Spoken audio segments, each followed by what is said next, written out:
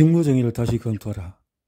직무정의란, 자, 여기 호텔 화장실을 청소하는 청소 담당자가 있다고 해보자. 우리는 호텔의 관리 책임자이다. 청소 담당자에게 당신의 직무는 무엇인가요? 라고 묻는다면 그 담당자는 무엇이라고 대답할까? 아마도 내 화장실을 청소하는 것입니다 라고 답할 것이다. 이것을 직무정의라고 가정하면 다음 장면이 가능하다.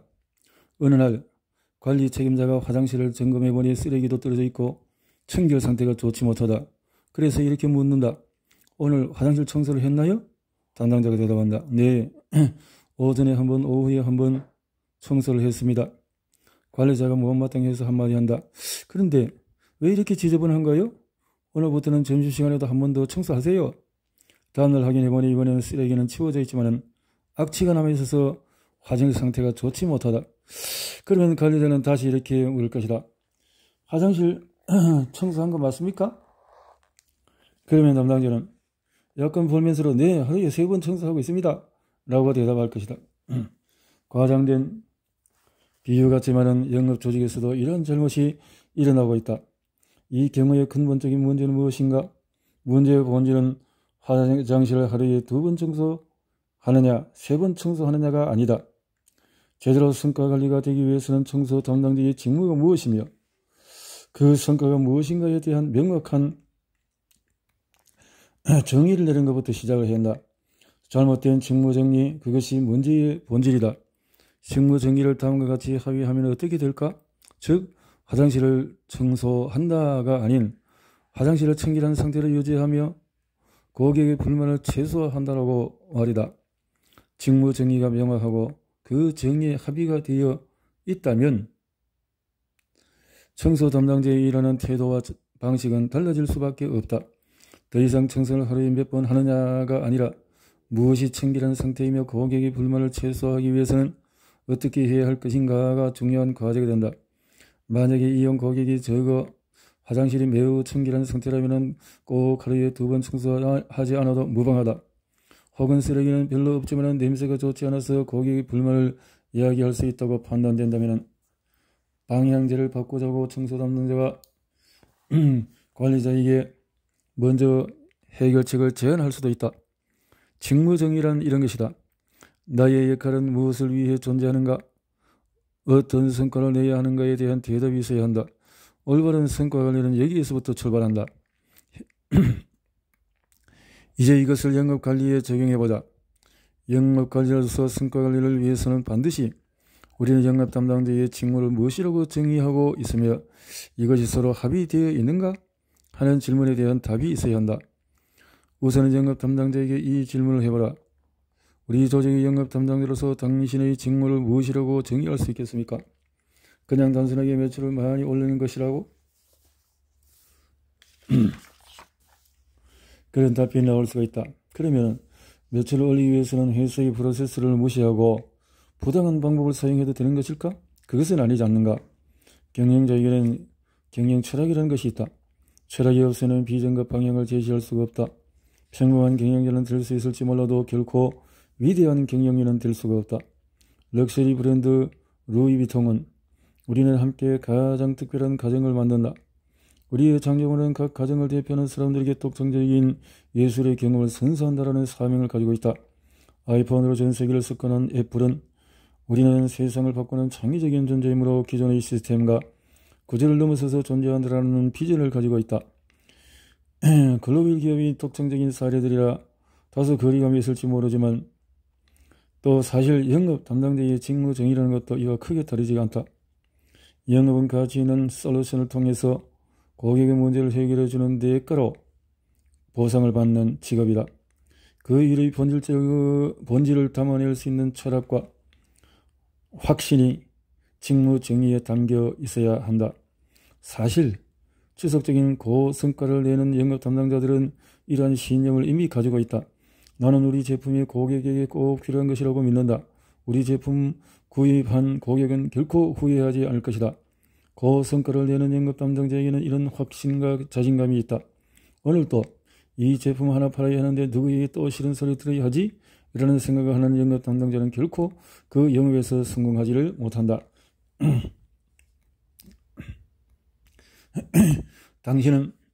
당신이 이끌어야 할 행업 담당자의 직무를 무엇이라고 정의하고 싶은가? 대리점을 상대로 하는 의료 제품 영업이라면 사업자들에게 우리 제품의 가치를 일깨워 주어서 그들이 소득이 극대화되도록 돕는다라고 말할 수가 있다. B2C를 주로 하는 금융 영업인이라면 사람들이 필요로 하는 금융 정보와 솔루션을 통해서 재무적인 문제를 해결할 수 있도록 돕는 동반자가 된다라고 정의하면 될 것이다. 개별 지표는 직무 정의를 위해서 존재한다. 본질적으로 중요한 것은 직무 정의가 무엇이며 그것이 제대로 이루어지고 있는가이다. 성과관리의 한계 극복하기. 직무 정의가 잘 이루어져 있더라도 성과관리 과정에서는 몇 가지 추가적인 어려움이 있다. 매출과 활동량 등의 평가 기준이라면 평가 자체는 숫자만 보면 되는 것이니 크게 어렵지가 않다. 그러나 그 숫자가 의미하는 것을 제대로 파악하고 개선을 통해서 더 높은 성과를 만들어내는 것은 또 다른 차원의 문제이다. 성과관리는 단순히 시험 점수를 매기는 것이 아니라 다음번에 더 높은 점수를 얻게 하는 것이 중요하다. 따라서 객관적인 평가를 전제로 상대가 납득할 수 있도록 소통해야 한다.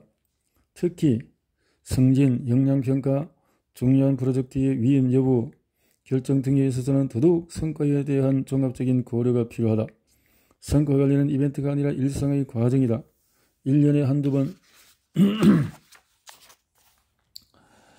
성과 평가 미팅에서만 그 사람의 성과를 평가하고 코칭하는 것은 올바른 방법이 아니다. 작은 진전이 있다면 칭찬을 아끼지 말고 개선점이 보이면 직무 정의에 의거해서 피드백을 제공해야 한다. 또 하나 성과관리를 위해서 기억해야 할 사항은 기억에서 우선한다는 것이다. 우리의 기억은 정확하지 않다. 영업관리자는 담당자의 행동과 성과에 대해서 눈에 띄는 것이 있다면 틈틈이 메모와 기록을 해두어야 한다.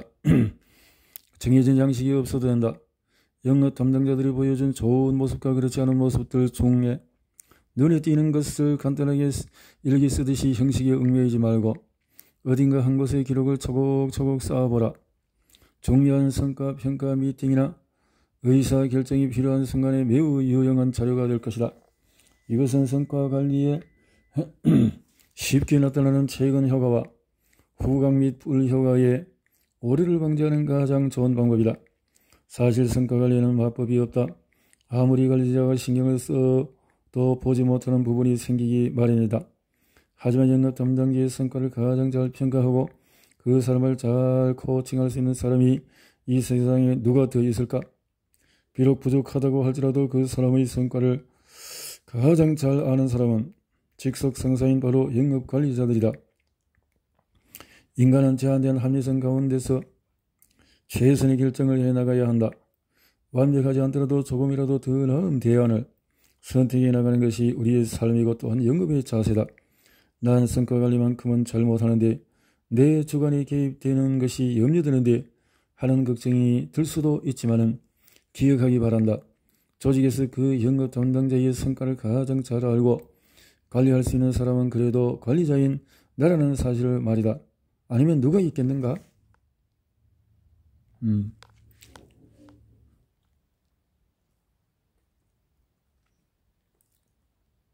그치. 성과관리 시스템을 업그레이드하는 법은 의도와 결과, 스트라이크를 던지고 싶지 않은 투수는 없다. 골을 허용하고 싶은 골키퍼도 없다. 누구나 성과를 잘 내고자 하는 의도가 있다. 흉악한 범죄자가 아닌 이상 인간은 어떤 일을 할 때 그것으로부터 좋은 결과를 내고자 하는 의도를 가지고 있다. 다만 어떤 이유로 그 의도대로 되지 않을 뿐이다. 사회와 조직도 마찬가지다. 법과 제도는 좋은 의도로 만들어진다. 하지만 문제는 의도와는 정반대의 결과가 나올 때가 있다는 사실이다. 투표를 통해서 대표자를 선출해서 국가의 중요한 의사결정을 하자는 것은 민주주의의 가장 중요한 제도이자 작동 원리이며 누구도 그 의도의 선함을 의심하지 않을 것이다. 하지만 선거라는 제도 때문에 때로는 무능하고 부정한 자가 단지 좋은 이미지만으로 권력자가 되는 경우도 있다. 만약 성품과 능력을 고루 갖춘 철인이 있어서 완벽한 정치를 할 수 있다면 선거를 하지 않아도 국가를 잘 통치할 것이고 그러면 선거 제도도 필요가 없고 그로 인한 부작용도 없을 것이다.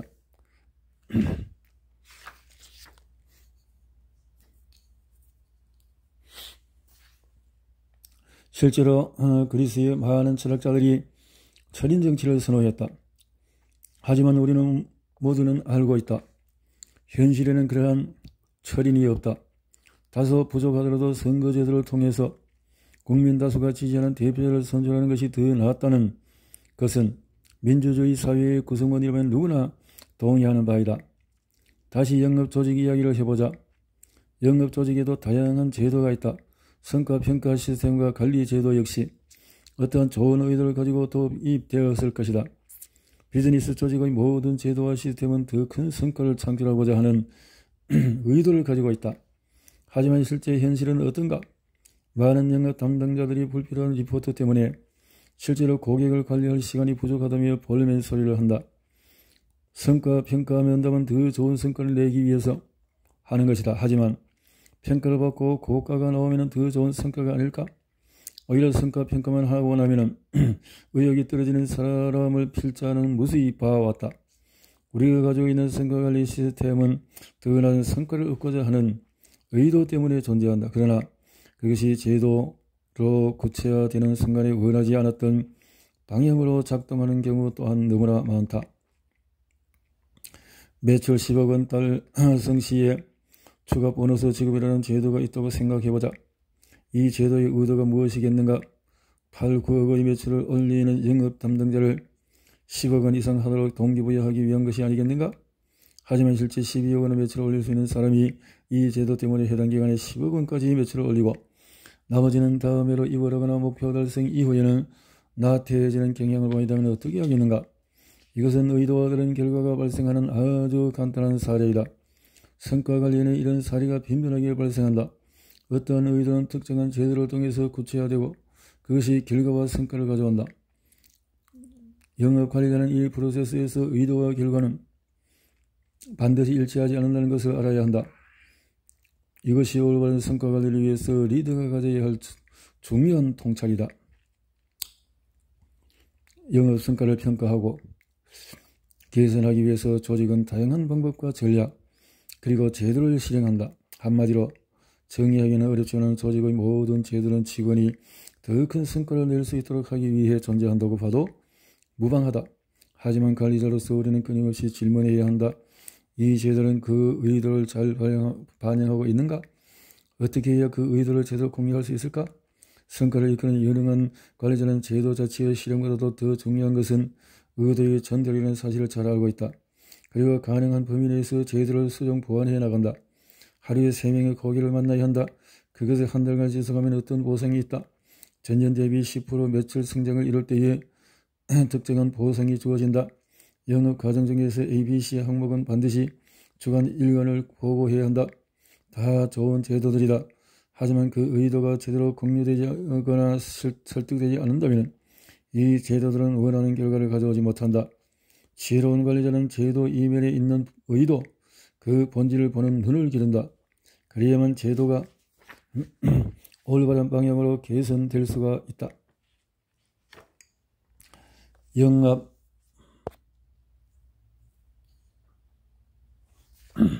성과관리 시스템 바로잡기. 조직이 지속적으로 영업 성과를 내기 위해서 각종 제도와 규칙들을 만들거나 정비해야 할 때가 있다. 이때 다음과 같은 지침을 따른다면 더 효과적으로 조직을 관리할 수가 있다. 최초의 의도를 기억하라. 이 제도는 도대체 왜 존재하는가? 이 질문에 영업관리자는 자신의 답을 내릴 수 있어야 한다. 특징적이 있어야 팔 수 있는 제품이 있다. 외국계 자동차 회사에서는 이미 오래전부터 이 방식을 채택해 본사가 제공하는 시험에 합격해야 특정 모델의 자동차를 판매할 수 있는 자격을 준다. 이 제도의 의도가 무엇이겠는가? 그 제품을 제대로 설명할 수 있는 지식과 스킬을 갖춰야 고객을 확보할 수 있고 그렇지 않을 경우 오히려 고객의 신뢰를 잃을 수 있는 위험이 존재한다는 것이다. 그렇다면 과연 이 문제가 단지 자격증 시험에 합격한다고 해서 해결되는 것일까? 결코 아니다. 그 의도가 제대로 실현되려면 시험 이후에도 지속적인 점검과 교육이 필요하고 만약에 이 시험 제품에 대한 지식과 설명 능력을 제대로 반영하지 못한다고 판단되면 관리자가 자체적으로 추가적인 면접과 테스트를 진행할 수도 있다. B2B 영업 조직에서는 신규 영업 담당자와 사후관리 담당자 간에 구분되어 있는 경우가 있다. 왜 이렇게 구분해서 진행을 할까? 고객에게는 한 명의 담당자가 접점이 되어 모든 서비스를 제공해 주는 것이 편리할 수가 있다. 이 경우에도 영업관리자의 판단하에 최초 영업 담당자가 사후관리 담당자와 갈등을 일으키지 않고 지속적으로 관여하고 협조할 수 있도록 협업을 촉진시키고 평가에 협업 능력을 일정 부분 반영하려고 노력해야 한다. 왜냐하면 판매자와 사후관리자를 분리하는 제도의 의도는 고객에게 보다 전문적이고 안전한 솔루션을 제공하는 것이 목적이기 때문이다. 이러한 관점에서 필요하면 제도나 규칙을 수정하거나 극단적인 경우에 그것을 폐기할 수도 있다. 물론 대부분의 경우는 성과 평가 제도의 폐기까지는 가지 못할 것이다. 하지만 그것을 적용함에 있어서 관리자의 재량은 생각보다 크다. 직접적인 제도의 정비가 어렵다면 그것을 보완할 수 있는 교육이나 워크숍, 1대1의 코칭 등 제도 자체가 가진 한계를 극복하려는 노력이 필요하다. 구분해서 관리하라. WW가 What's Work, 즉 잘 작동되는 부분 WNW는 잘 작동되지 않는 부분을 말한다. 이 분리해서 바라보면 성과관리 개선 방향이 보일 것이다. 예를 들어서 월간 성과평가 회의가 있다. 많은 직원이 이 회의가 불필요하고 시간만 잡아먹는다고 불평한다는 것을 알게 되었다고 해보자. 그렇다고 평가 회의를 없애버릴 수는 없다. 먼저 함께 WW를 생각해본다. 회의각 순서 중에서 적어도 우수 사례 공유는 도움이 된다는 것과 회의에 참여하는 것 자체가 일종의 긴장감을 형성해서 영업활동에 책임감을 부여한다는 것을 발견했다면 그것은 그대로 유지한다. 하지만 영업관리자의 발언이 너무 많고 이것 때문에 영업 담당자들이 그 회의를 잔소리로만 이해한다면 그것은 WNW의 부분이라 과감히 줄이거나 폐기해야 한다. 하지만 많은 관리자가 이것을 쉽게 포기하지 않을 것이다. 왜냐하면 그들의 의도가 좋기 때문이다. 한번 말해보자는 의도에서 길게 이야기를 늘어놓는 것이다. 사람은 의도가 좋을 때에 변명한다. 하지만 의도와 결과가 반대로 간다면 과감하게 제도를 수정해야 한다.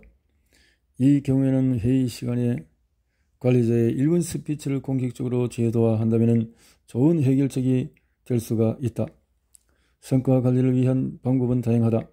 다양한 평가 항목, 그 과정에서 관리자가 해야 하는 각종 과제와 보고, 개선 방안, 도출 회의 등 성과 관리라는 이름으로 주어진 활동도 많고 기업마다 정책들도 달라서 어떤 것이 정답이라고 말하기는 어렵다. 하지만 다시 한번 강조한다. 더 나은 성과 창출이라는 최초의 의도로 돌아가자. 그러면 답을 얻을 것이다.